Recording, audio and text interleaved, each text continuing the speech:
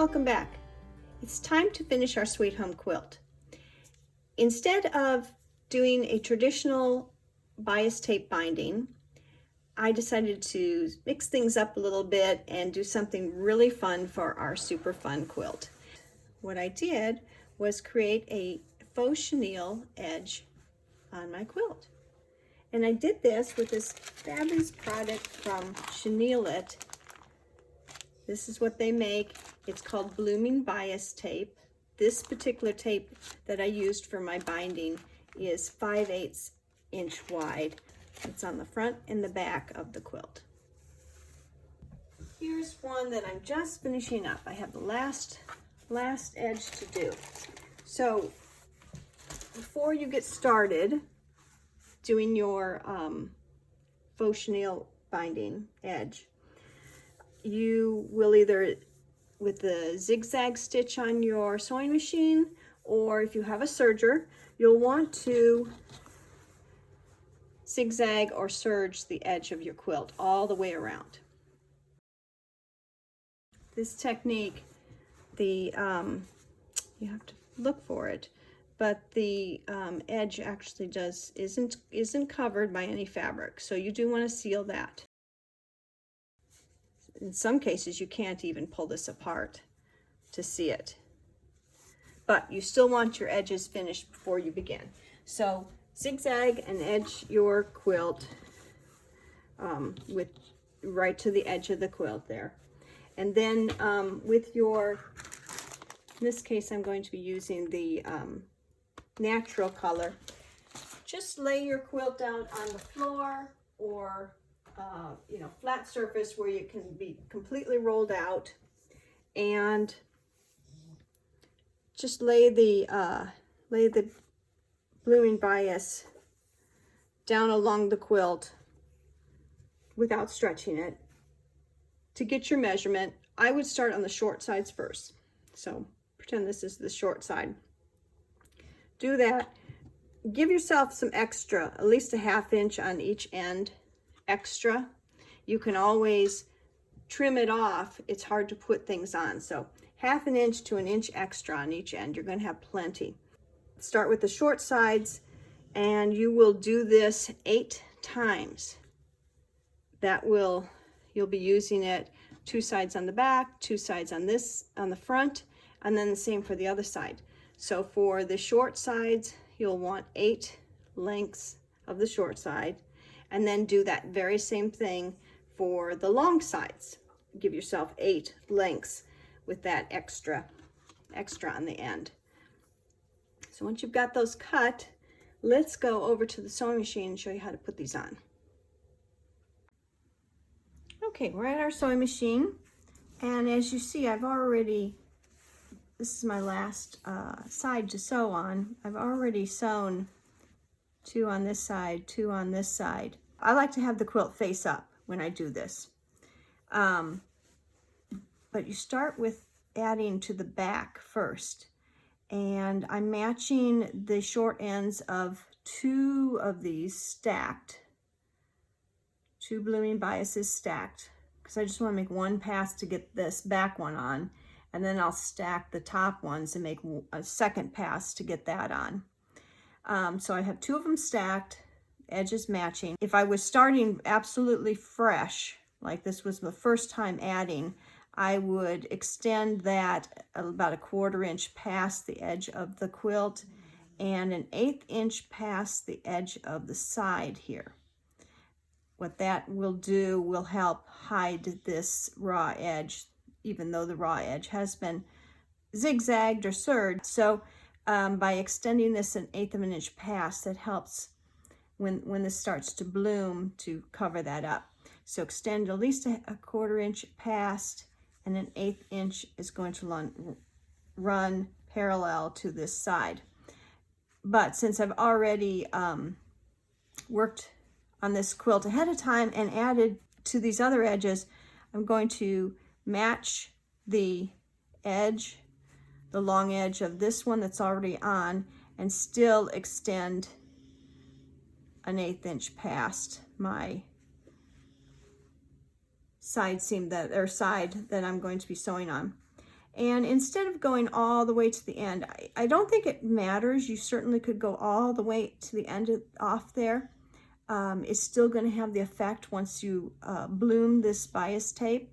But I've been just staying a 1/4 inch inside on all the seams there. So I'm going to start right about there. That's where I'll start. And I don't pin. The nature of this builds in room for a lot of fudging on this. So if it's not exactly 1/8 of an inch, or I veer out or I veer in a little bit, because I have 4 layers all together on this, and it's going to get all scrunchy, nice and chenille-y, there's no way that someone's going to know that I moved over a little bit this way or that way. So let's sew this edge on, this one on, and as I go, I just I make sure that these are matched up as close as can be, matching the edges of those, and just kind of holding everything in place.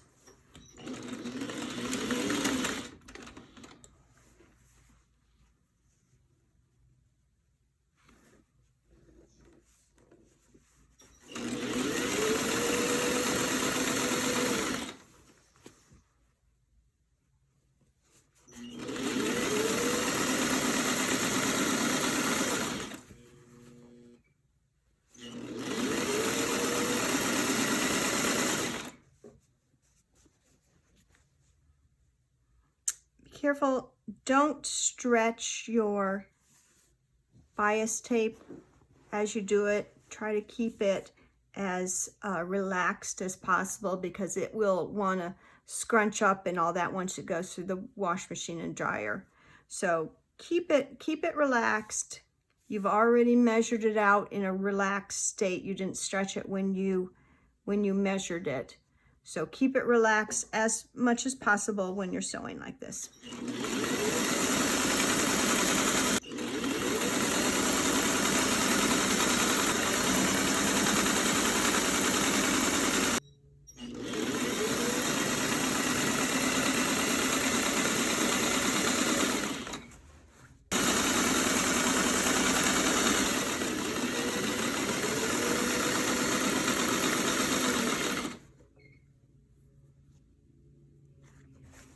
And I should talk about the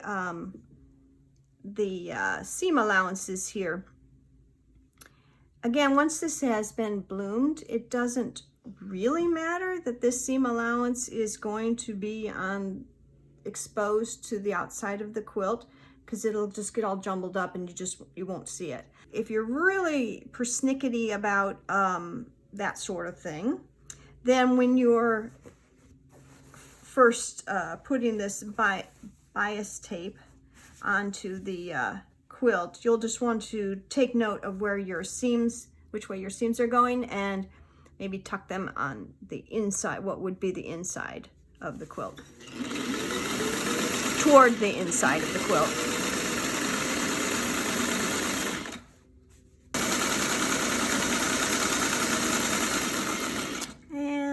I'm going to put that needle in the down position so I can look this. I just want to make sure the stuff below that I've already put on here is not getting flipped.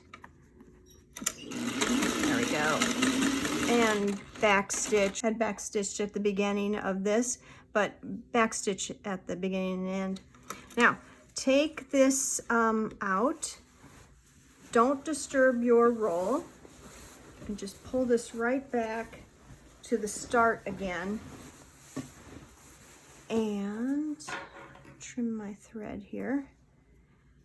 Take the other two that will be for the top. Make sure they're not twisted. I like to make sure everything's nice and flat all the way down.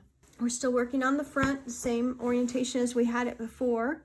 I'm going to match this short end to our short ends here, and now this edge that we had sticking past the quilt, I will match the edges of the blooming bias tape, and then do the same thing. Just sew it down like you did the other. I'm starting about 1/4 of an inch in with a back stitch, keeping these nice and together.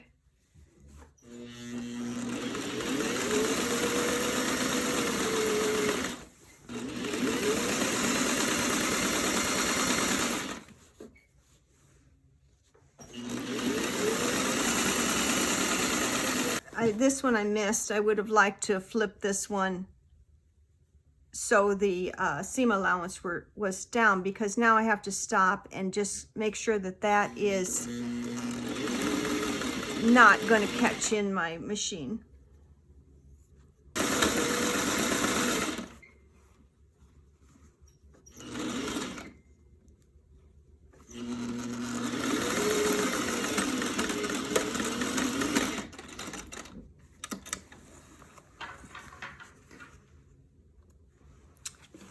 Trim this even with the edge. Now, this quilt is finished on 2 layers on back and 2 layers on front. So I went ahead and, according to the manufacturer's instructions, I laundered my quilt. I put it on cold, rinse and wash, delicate cycle. I like to use the color catcher sheets when I do something like a quilt, just in case. I mean, these reds did not bleed, but just in case, you never know if you have renegade fabric or not. So go ahead and wash it and then put it in the dryer on a low tumble and dry it. And it does this magical, fabulous finish to the edge, which is just so much fun to touch. You're just going to absolutely love it. I did press my quilt afterwards just to flatten it out just a little bit more, because I do like a crinkle, but not like a super crinkle. That's just a personal preference for me. But this is just way too much fun. So I hope you give that a try. It's easy to sew on and such a neat effect.